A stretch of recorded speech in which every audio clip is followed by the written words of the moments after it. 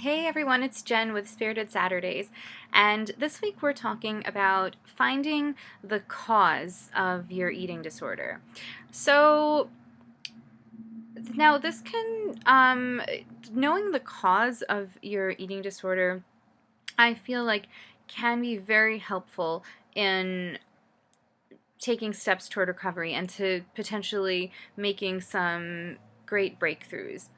But I do want to stress that knowing the cause is not essential for recovery. I was really into this idea for years of having to know why, um, and having to locate the why. And only then could I really be free, because then I'll know what I will be free from. Um, when the whole picture is revealed to me. Um, but the thing is, it's not this like direct linear process. It's not like, it doesn't have to be that way. It doesn't have to be like, I was suffering and then I found out like what it was all about. Then I knew what to deal with and then I was free. Like, I had this fantasy in my head that it was going to be that way.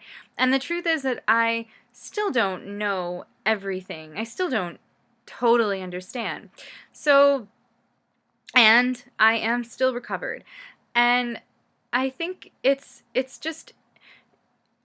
a good testament to, to recovery being about taking action and being in the present, and that being the piece that makes the real sustainable difference. Because if you only focus, or you shift the balance too much toward the past and toward trying to uncover things or trying to connect the dots, and you don't focus enough on the present, then what if something else comes up from the past at some point and you will not have gained the tools to focus on the now? It's like it's not a sustainable way of ensuring that you stay recovered, just knowing what caused it. I think the sustainable way of assuring that you stay recovered, or approaching recovery, is to know how to deal with uncomfortable feelings in the moment as they come up, no matter what the cause, no matter what the uncomfortable feeling. So if the uncomfortable feeling is related to something in the past that directly caused the eating disorder, or the uncomfortable feeling is related to something earlier today, it's all the same in terms of it bringing up something that is difficult to cope with, and then choosing to cope with it in a way that is healthy. So the sources of the discomfort can be many. And But I do think that knowing is an important piece of the puzzle. I also don't want you to think that if you don't know, you can't recover, because you can.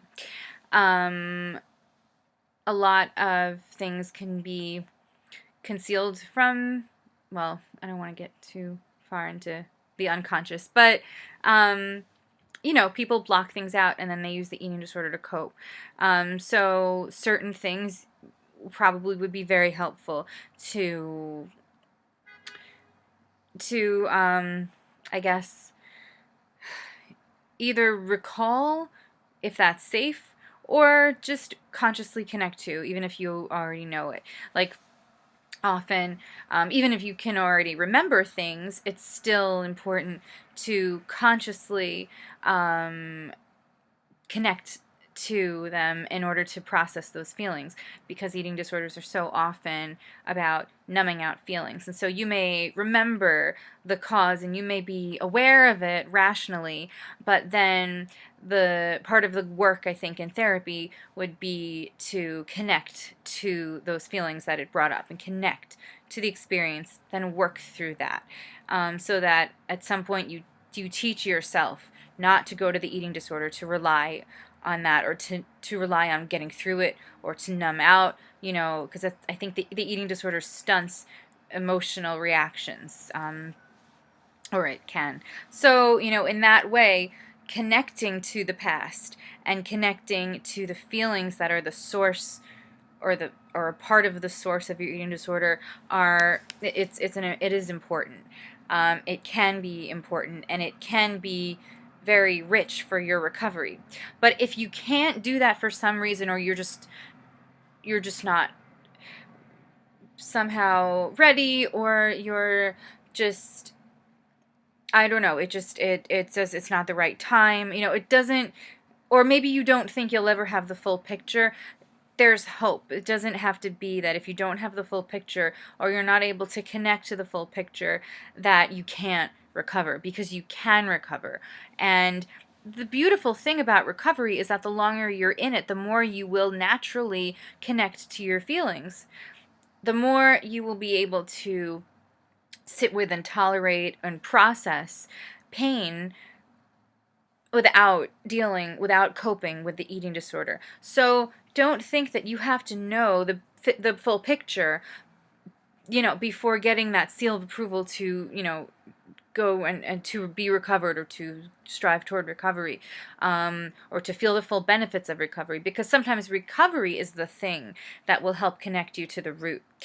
So staying in recovery will help, and that takes a lot of trust in recovery, but recovery makes you stronger in that way. If you stick with it, it will allow things to come up that maybe while you were still in the eating disorder you wouldn't have been able to tolerate. So it doesn't have to be in a specific order, basically.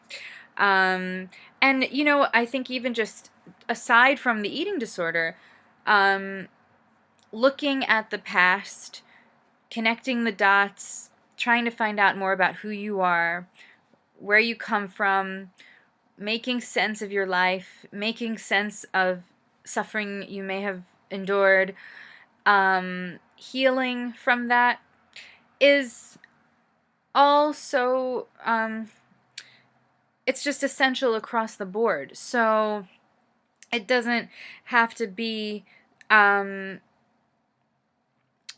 it doesn't have to tie in so directly with, well, it can be a lifelong process. It doesn't have to be this linear thing. So it's always a good thing when you find out something new about what made you you, finding the root of the catalyst of the eating disorder, finding not finding the catalyst, but finding the root to the catalyst is very important all by itself.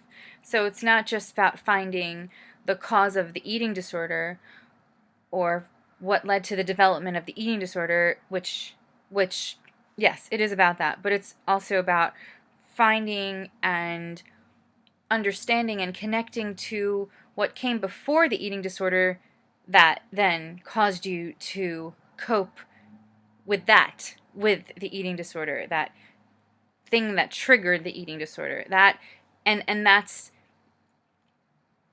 and that's a really really special kind of rich place to live in for a little while. That place of exploring where did it go wrong, that I felt I needed to do unhealthy things in order to just be.